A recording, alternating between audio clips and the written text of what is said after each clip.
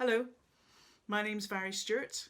I am the Head of Public Engagement at the University of St Andrews in Scotland, and I'm the project lead on cell block science.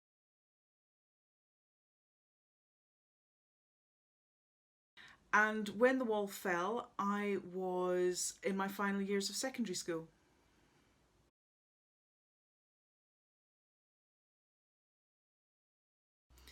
Well, actually, yes, it did come true because I wanted to be a storyteller. I would write stories, I would make up stories, I would read so many stories.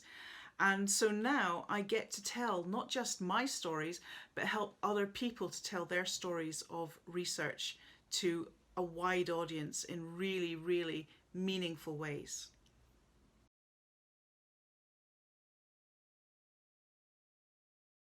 Well, actually, I think there's two walls.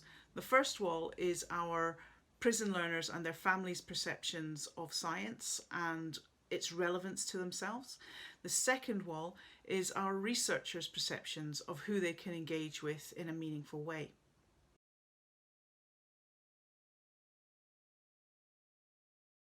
Okay, Cell Block Science is a collaborative project creating opportunities for informal science learning within prison learning centres and with families beyond the walls.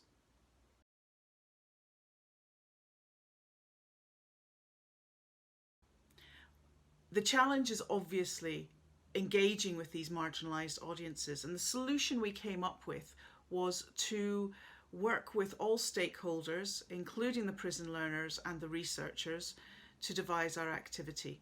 In fact, the name Cell Block Science came from a prison learner, and our logo has been designed by a prison learner.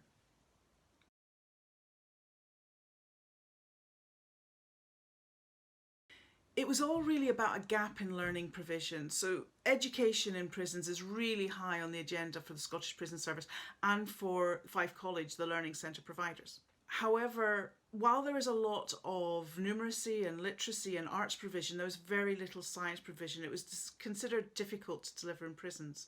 So the project started to try and address that gap, but also to develop ideas around how you can deliver science learning in a prison learning centre.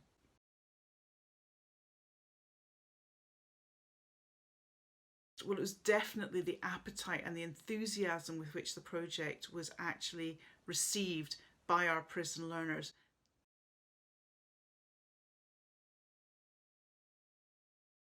Well, researchers in prisons is nothing new, but cell block science is unique in that it brings a variety of researchers with a different topic coming in every week, so the breadth of subject is enormous.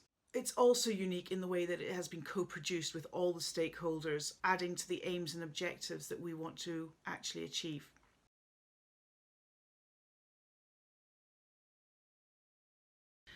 Right, well, cell block science is not about rehabilitation, but you can't get away from the fact that engagement with learning is an indicator of rehabilitation. And we were able to show that cell block science did bring new learners to the learning centres and develop their interests and develop their confidence in the areas that we were presenting them. And this was also the case for their families and communities.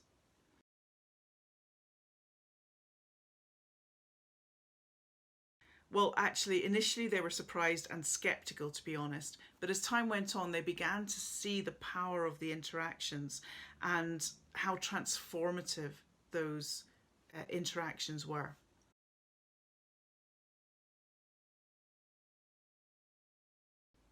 For me, the main question is how we keep this project sustainable.